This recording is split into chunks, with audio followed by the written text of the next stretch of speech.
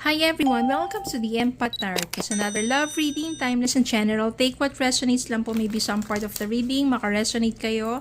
Some part of it, hindi. Totally makaresonate na parang kwento ninyo ito or hindi naman kaya dahil iba't ibang mga energies, iba't ibang mga love connections. Pero tignan po natin kung ano ang ating mababatid sa reading na ito.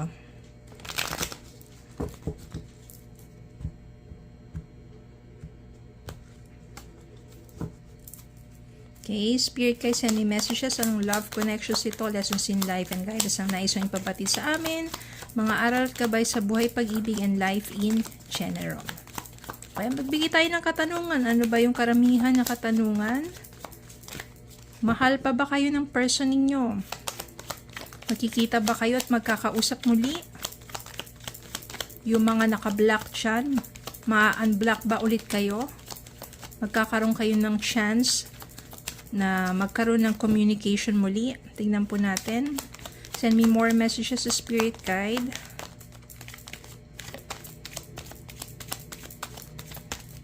Okay.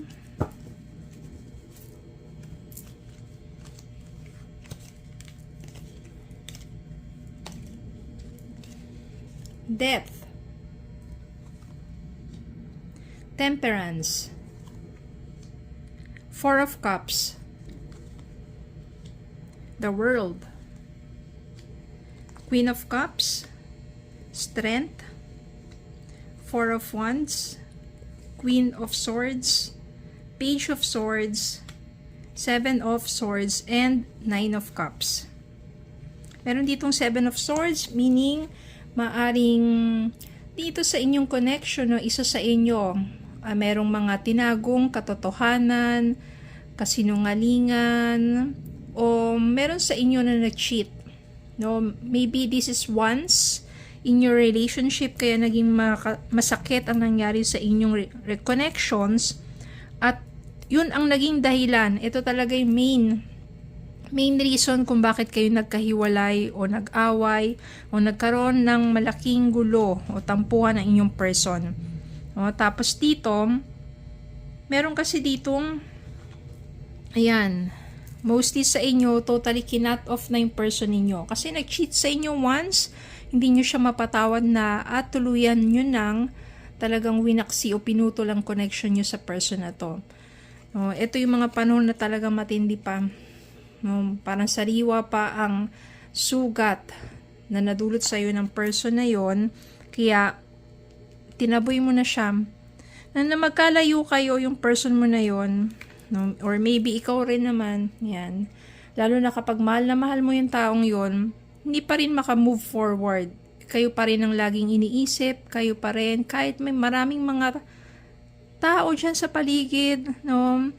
Hindi pa rin talaga maalis sa isipan. Ikaw pa rin talaga ang laman ng puso't isipan niya. Kahit marami na siya nagpapapansin or ano, wala pa rin deadma dahil ikaw lang talaga ang nasa isip niya. Then, dumating dito yung time na maaring yung person mo, ayan, Page of Swords. No, dito, nagkaroon na ng clarity, na pag-isip-isip na niya, na-realize na niya yung napakalaking kasalanan na nagawa niya sa'yo.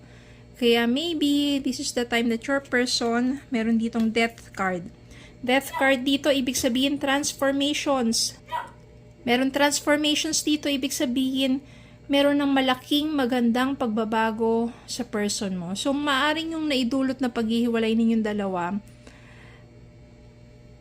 nakapagturo sa kanya to ng lessons and some realizations about your connections na talagang ikaw, mahal ka talaga niya, maaring nagawa niya to. Kung cheating to, maaring siya yung talagang tinemp. Kung hindi naman cheating, kung meron siyang sabihin natin nagawang itinago sa'yo, hindi sinabi sa'yo about something, no? Maari kasing ito yung mga white lies. Maybe ayaw niya lang masaktan ka or ayaw lang niya na madamay ka sa mga problema niya. Kaya hindi ka na niya sinabihan pa. At siya na lang gumawa ng paraan para ma-resolve yon. So, ikaw naman, parang nasa isip mo, bakit hindi mo ako pinagkatiwalaan? Bakit hindi mo shinare sa akin yung problem mo? Bakit hindi mo ako hinayaan makatulong sa'yo? Maybe sa mga ganong paraan. Pero ito, malaking pagbabago sa person mo, death, ibig sabihin transformation. No, lahat naman po tayo talagang pag dumating yung point na kapag you realize something, especially pinarealize sa'yo yan ni Lord, magkakaroon ng malaking transformation, malaking magandang pagbabago sa buhay ng isang tao. No, kahit kagano kasama pa yan, kapag talaga na-seek na niya si God at inaccept niya si God sa kanyang buhay, nagbabago talaga ang tao. Okay, so darating dito, kailangan lang magpakatatag sa inyong sitwasyon, lalo na mahal mo pa yung person mo. No, yung mga times na talagang itinakwil mo siya sa buhay mo kasi sobrang nasaktan ka, pero deep inside, mahal mo pa rin talaga yung person mo. So, all you have to do is to be courageous in, sabihin natin, taking those pains and moving forward with your life, dahil yung person mo naman, trust in the process, meron na siyang malaking pagbabago. Nandito pa rin si Temperance, so ibig sabihin yan, divine timing, maybe sa kanyang pagbabago at sa inyong muling pagkikita, no? In divine timing, everything will work well. Kasi nandito si Four of Wands, ibig sabihin dito reconciliation, reunion. No, sa muli ninyong pagsasama, you will reconcile at magiging happy ang lahat. Kasi nandito si Nine of Cups. Wish fulfillment, siguro talagang pinagdarasal mo rin yung malaking pagbabago sa person mo. Pinagdarasal mo rin, minamanifest mo rin na mas maging maayos ang inyong relationship at magkaroon kayo ng second chance. At yun na nga. Kasi see the world means fulfillment. No, nandito na yung accomplishment. Nandiyan na yung malaking pagbabago, mga lessons learned, and reunion, reconciliation. So, yung mga katanungan natin kanina, mahal ka pa ba niya? Magkikita pa ba kayo? Magkakausap pa ba kayo? Yes. Malaking magandang pagbabago, reconciliation, wish fulfillment, and accomplishment. So, sa connection na to, nakagawa ng hindi maganda, then nagkahiwalay, may some realizations, may pagbabago, may reconciliation, at merong magandang second chance sa inyong connection. So, napakaganda rin naman talaga ng especially when there is transformation. There is reconciliation. There is another chance. Wish fulfillment. So this time, it is a more harmonious relationship. Mas nauunawaan nyo ng isa't isa. Merong suporta, may tiwala, wala nang itatago pa sa isa't isa. At may malaking pagbabago. So maaring kinat off na ang mga hindi magagandang habits before. At ngayon, mas maganda na inyong pagsasama. Meron na suporta. At syempre, nandun talaga yung love.